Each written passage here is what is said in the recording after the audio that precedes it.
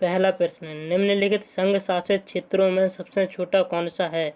ए Chandigarh, B Dadra और नागर हवेली, सी दमन और Diu, D Lakshadweep. इसका सही जवाब है डी लक्षद्वीप। आइए अगले प्रश्न की ओर बढ़ते हैं। सुंदरवन कहाँ पाए जाते हैं? ए कच्छ प्रायद्वीप, बी पश्चिमी घाट, सी कोंकण तट, डी डेल्टाई पश्चिम बंगाल। इसका सही जवाब है डी डेल्टाई पश्चिम बंगाल। प्रश्न, हीराकुंड बांध किस नदी पर बनाया गया है? ए महानदी, बी गोदावरी, सी कावेरी, डी पेरियार। इसका सही जवाब है ए महानदी। आइए अगले प्रश्न की ओर बढ़ते हैं। रावी नदी पर निर्मित देश का सबसे ऊंचा बहुउद्देशीय बांध है? भाखड़ा नांगल, कहलगांव, रणजीत सागर बांध, रिहंद बांध। इसका सही जवाब है रणजीत सागर बांध। आइए अगले प्रश्न की ओर बढ़ते हैं। ताप विद्युत परियोजना के संदर्भ में निम्नलिखित में से कौन सा जोड़ा सही है?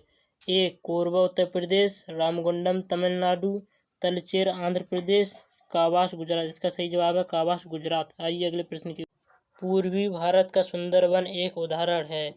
वन पारिस्थितिक तंत्र का, बी मैंग्रोव पारिस्थितिक तंत्र का, घासस्थल पारिस्थितिक तंत्र का, समुद्री पारिस्थितिक तंत्र का। इसका सही जवाब है मैंग्रोव पारिस्थितिक तंत्र का। प्रायद्वीपीय भारत की सबसे बड़ी नदी कौन सी है? नर्मदा, गोदावरी, महानदी, कावेरी। इसका सही जवाब है गोदावरी। आइए अगले प्रश्न की ओर। निम्नलिखित में से वह राज्य क्षेत्र कौन सा है जिसकी सीमा मिजोरम से लगी हुई नहीं है? नागालैंड, म्यांमार, असम, त्रिपुरा। इसका सही जवाब है नागालैंड। आइए अगले प्रश्न की ओर। विद्युत उत्पादन के लिए नगर अपशिष्टों का प्रयोग करने वाला भारत में पहला शहर कौन सा है? कोलकाता, मुंबई, दिल्ली, चेन्नई। इसका सही जवाब है डी चेन्नई। आइए अगले प्रश्न की ओर। कौन सा राज्य भारत में सबसे अधिक मैंगनीज पैदा करता है? मध्य प्रदेश, आंध्र प्रदेश, उत्तर प्रदेश, उड़ीसा। इसका सही जवाब है मध्य प्रदेश। भारत का सबसे पहला तट आधारित आधुनिक एकीकृत इस्पात संयंत्र कहाँ स्थित है? सेलम, हल्दिया, मैंगलोर, विशाखापत्तनम। इसका सही जवाब है विशाखापत्तनम। आइए अगले प्रश्न की ओर। गुजरात भारत में नमक का सबसे बड़ा उत्पादक है क्योंकि उसके पास विस्तृत शुष्क तट हैं, उसके तटों के जल में नमक की मात्रा अधिक है, उसके पास विस्तृत उथले सागर हैं, खारे जल से नमक का उत्पादन करने के अतिरिक्त उसके पास खनिज नमक के भंडार हैं। इसका सही जवाब है उसके पास विस्तृत शुष्क तट हैं। तटवर्ती आंध्र प्रदेश तथा उड़ीसा को निम्न में से किस कारण से प्रायः प्राकृतिक विपत्तियों का सामना करना पड़ता है?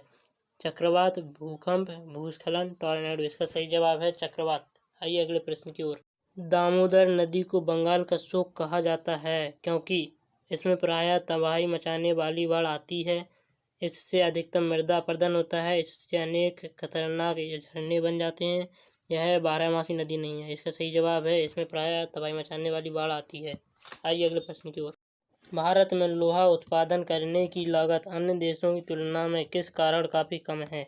खनिकों की कम मजदूरी, लौह अयस्क की काफ़ी पूर्ति, कोयले की काफ़ी पूर्ति, कोयला और लोहा एक ही क्षेत्र में पाए जाते हैं।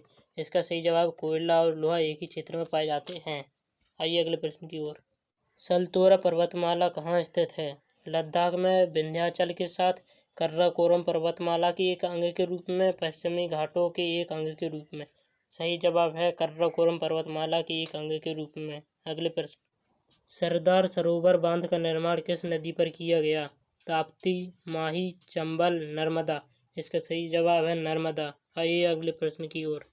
लोहा और इस्पात उद्योग निम्न में से किस स्थान पर लगाया गया था? दुर्गापुर, भिलाई, राउरकेला, भद्रावती। इसका सही जवाब है राउरकेला। अगला प्रश्न, निम्न में से कौन सी नहर पश्चिम बंगाल में स्थित है? लोअर गंगा नहर, शारदा घाट, पूर्वी घाट, सरहिंद घाट। इसका सही जवाब है पूर्वी घाट। निम्न में से कौन सी उच्च भूमि तेलंगाना पठार का अंग नहीं है? अरावली, पश्चिम घाट, पूर्वी घाट, सतपुड़ा। इसका सही जवाब है अरावली।